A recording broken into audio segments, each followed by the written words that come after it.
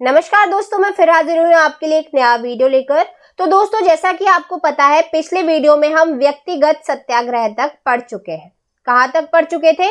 व्यक्तिगत सत्याग्रह तक पढ़ चुके हैं और ये हमारा उसके बाद का वीडियो है। तो अगर आपने हमारे पिछले वीडियोस नहीं देखे हैं तो पहले वो जाकर देखिएगा और फिर इस वीडियो पर आइएगा। तो दोस्तों, सबसे पहले मैं आपको बता देती हूँ कि आज हम डिस्कस क्या करने वाले हैं। तो आज जो हम बात करेंगे वो करेंगे क्रिप्स मिशन के बारे में, देन भारत छोड़ो आंदोलन के बारे में, और फिर उसके बाद जो बात हम करेंगे वो करेंगे गांधी जी के उपवास के बारे में, जो उन्होंने 21 दिन का उपवास रखा था उसके बारे में। तो एक एक करके हम इन चीजों को क्या कवर करेंगे, तो आप वीडियो को पूरा देखिएगा। चलिए दोस्तों, स्टार्ट करते हैं हमारा आज का वीडियो। तो देखिए, सबसे पहले अगर मैं बात करूं क्रिप्स मिशन की, तो क्रिप्स मिशन 1942, कब? 1942 की डेट आप याद रखिएगा। तो देखिए, जो क्रिप्स मिशन था वो भारत क्यों भेजा गया था, पहले मैं आपको सीधी बात बता देती हूँ। वो भारत इसलिए भेजा गया था कि द्वितीय विश्व युद्ध में, किसमें? द्वितीय विश्व युद्ध में भारतीयों का सहयोग प्राप्त करने के लिए। किसके लिए? भारतीयों का सहयोग प्राप्त करने के लिए सर स्टैनफोर्ड क्रिप्स की अध्यक्षता में जो क्रिप्स मिशन था वो क्या भारत भेजा गया था। ठीक है, अध्यक्षता याद रखिएगा सर स्टैनफोर्ड क्रिप्स की, जो कि किस पार्टी से संबंधित थे? ये संबंधित थे लेबर पार्टी से। किससे संबंधित थे? लेबर पार्टी से संबंधित थे। और एक और चीज, जो ये क्रिप्स मिशन भेजा गया था, उस समय जो प्रधानमंत्री थे चर्चिल, कौन थे? चर्चिल। वो क्या थे? इसके विरुद्ध थे। ठीक है, तो ये बात याद रखिएगा आप। धीरे धीरे हम इसके बारे में चर्चा करते हैं। तो ये बात है दिसंबर 1941 में, जब जापान द्वितीय विश्व युद्ध में शामिल हुआ और भारतीय सीमा तक बढ़ा। अब क्या हुआ? 7 मार्च 1942 को रंगून हार गया और पूरे दक्षिण पूर्व एशिया पर जापान का कब्जा हो गया। अब क्या हुआ? जो मैंने अभी आपको बताया, क्या कि ब्रिटिश सरकार ने भारतीयों से सहयोग प्राप्त के लिए भारतीय नेताओं से शर्तें तय करने के लिए हाउस ऑफ कॉमन के नेता सर स्टैनफोर्ड क्रिप्स को क्या भेजा, जो कि किसके सदस्य थे? लेबर पार्टी के। ठीक है, ये मैं आपको बता ही चुकी हूं। देखिए, एक चीज मैं और आपको बता देती हूं, भारतीय नेताओं से। अब भारतीय नेताओं से मतलब है किससे? कांग्रेस और मुस्लिम लीग। ठीक है, कांग्रेस और मुस्लिम लीग जो उस समय सक्रिय थी। तो ऑब्वियस सी बात है, अगर ये लोग बोलेंगी भारतीयों से कि आप सहयोग दीजिए, तो जो उसके साथ है लोग, वो क्या मानेंगे उनकी बात। इसलिए उन्होंने इनसे बातचीत की थी। किनसे? कांग्रेस और मुस्लिम लीग से। पर एक बात और बता देती हूं, इन लोगों ने इसको क्या ठुकरा दिया था, मतलब इनकी बात नहीं मानी थी। और क्या किया? एक चीज और देखिए कि उन्होंने एक प्रारूप का प्रस्ताव दिया जिसमें युद्ध के बाद डोमिनियन स्टेट्स का सुझाव था। अब इसमें क्या था? उन्होंने ये बोला था कि अगर वो लोग मान जाएंगे तो भारत में वो चुनाव कर सकते हैं। ठीक है, मतलब औपनिवेशिक दर्जा मिल जाएगा। पर क्या किया इन दोनों ने? क्या किया? इसको ठुकरा दिया। ये देखिए, यहां पे लिखा हुआ है कि इसने कांग्रेस ने खारिज कर दिया, क्योंकि भविष्य के वादों पर उन्हें विश्वास नहीं था। कांग्रेस ही नहीं, इसने मुस्लिम लीग ने भी क्या कर दिया था? खारिज कर दिया था। और गांधी जी ने इसे पोस्ट डेटेड चेक का करार दिया था। ये बहुत ही इंपॉर्टेंट है, पोस्ट डेटेड चेक का करार दिया था। और किसने दिया था? गांधी जी ने दिया था। ये क्वेश्चन आया भी हुआ है, तो ये आप याद रखिएगा। पोस्ट डेटेड चेक मतलब दिवालिया बैंक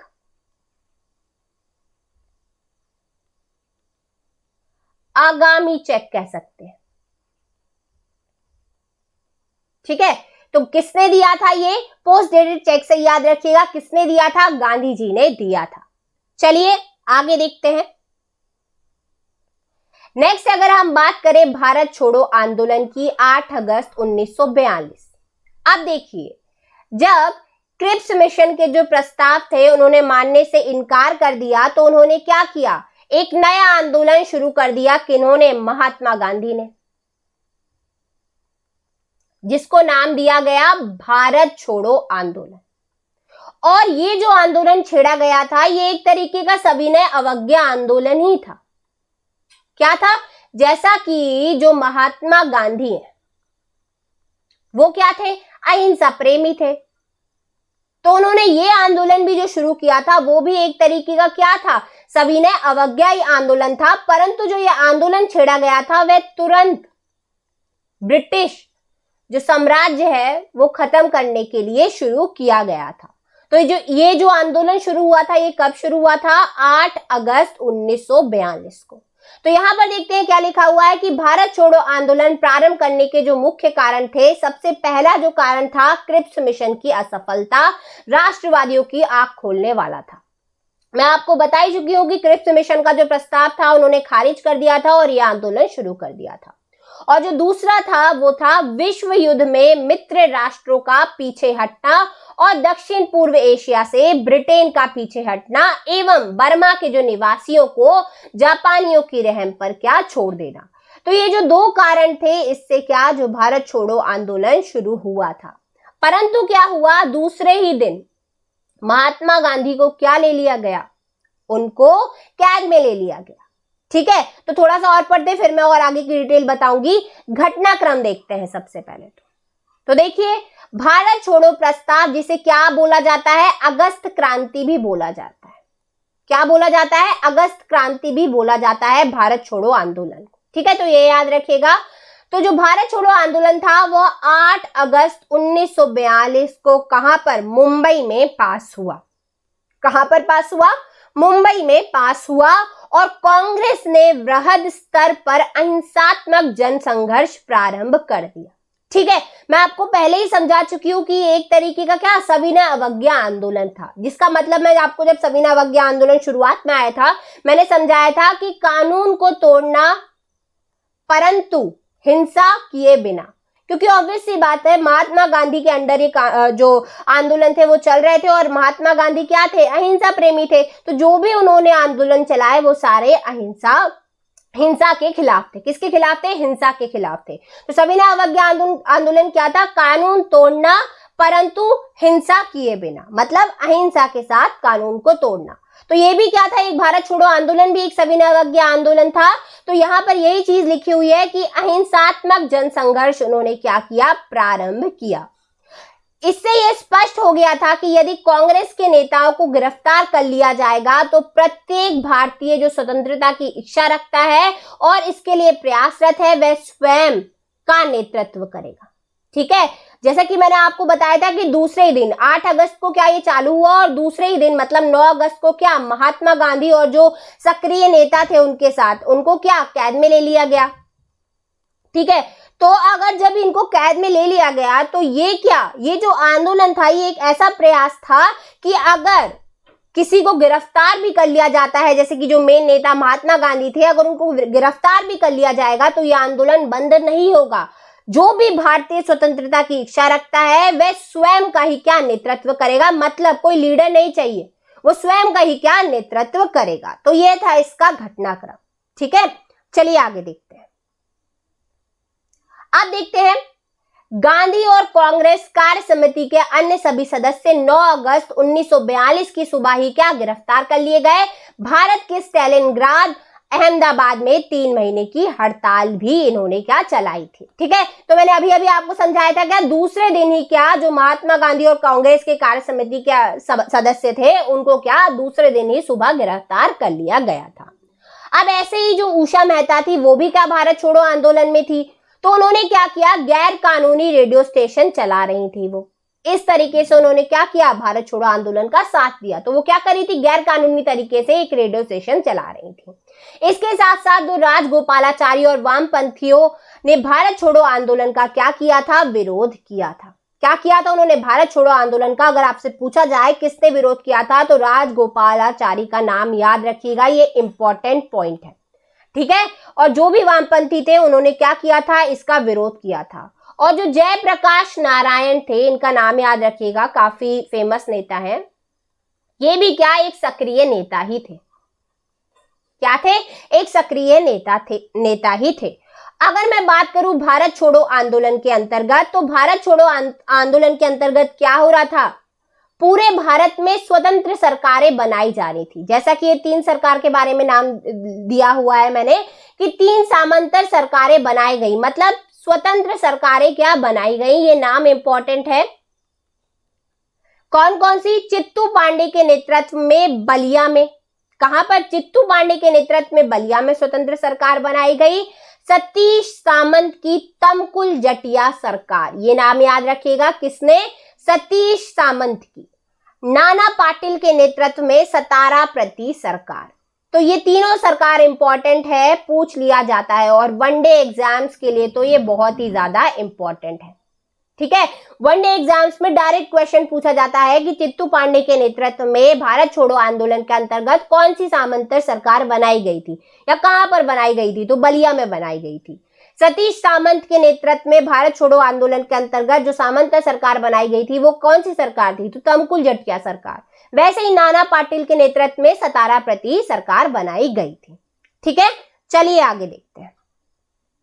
आप देखिए, गांधी जी का उपवास 10 फरवरी से 7 मार्च 1943। अब गांधी जी का जो उपवास है आखिर उन्होंने क्यों किया, तो देखिए, अब जब कोई भी आंदोलन होता है, होने को तो जो गांधी जी थे वह क्या थे, अहिंसा प्रेमी थे, परंतु कुछ लोग ऐसे थे जिन्होंने आंदोलन में क्या कर दी थी, हिंसा कर दी थी। ठीक है, आंदोलन में क्या कर दी थी, उन्होंने हिंसा कर दी थी। तो उनका क्या था, ये जो जवाब था गांधी जी का, ये जो उपवास था, ये जवाब था किसके लिए, जो ब्रिटिश सरकार थी उसके लिए। किसके लिए? जो ब्रिटिश सरकार थी उसके लिए जवाब था, जो उनको लगातार भारत छोड़ो आंदोलन में जो लोग थे जिन्होंने हिंसा की थी, उसमें जो उन्होंने हिंसा की थी उसकी निंदा के लिए क्या कर रही थी, राजी कर रही थी। किसको? महात्मा गांधी को। तो उन्होंने क्या कर दिया, ये उपवास छेड़ दिया जो कि 21 दिन का था। कितने दिन का था? 21 दिन का था, और ये इंपॉर्टेंट है।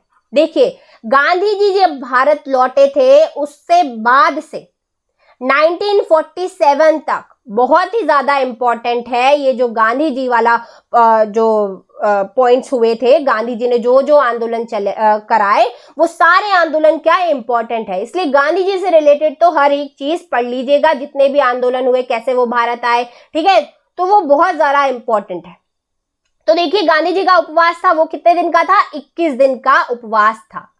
13 दिन बाद ही क्या हुआ, जो उनकी हालत थी वो अत्यंत नाजुक हो चली थी और उनके जीवित बचने की क्या कोई भी संभावनाएं नहीं थी। लेकिन उनकी नैतिक बल और आध्यात्मिक शक्ति, ठीक है, नैतिक बल और आध्यात्मिक शक्ति के सहारे वे क्या रहे, जीवित रहे, और 21 दिन का उपवास भी उन्होंने क्या किया, पूरा किया। मतलब वो हारे नहीं, उनकी इतनी दृढ़ शक्ति थी कि उन्होंने 21 दिन का उपवास भी पूरा किया और सरकार के सामने वह नहीं हारे। उस सरकार के लिए उनका यह जवाब था जो लगातार उन्हें भारत छोड़ो आंदोलन में लोगों की हिंसा की निंदा करने के लिए क्या राजी करने का प्रयास कर रही थी। ठीक है, तो मैं आपको पहले ही समझा चुकी हूं कि गांधी जी ने आखिरी उपवास क्यों रखा था। ठीक है दोस्तों, तो आई थिंक आपको ये क्लियर हो गया होगा जो भी मैंने आज समझाया। तो दोस्तों, यही था हमारा आज का वीडियो, और अगर आपको कोई डाउट है तो आप कमेंट सेक्शन में पूछ सकते हैं, जवाब आपको बिल्कुल मिलेगा। तो मिलते हैं नेक्स्ट वीडियो में। Thank you so much.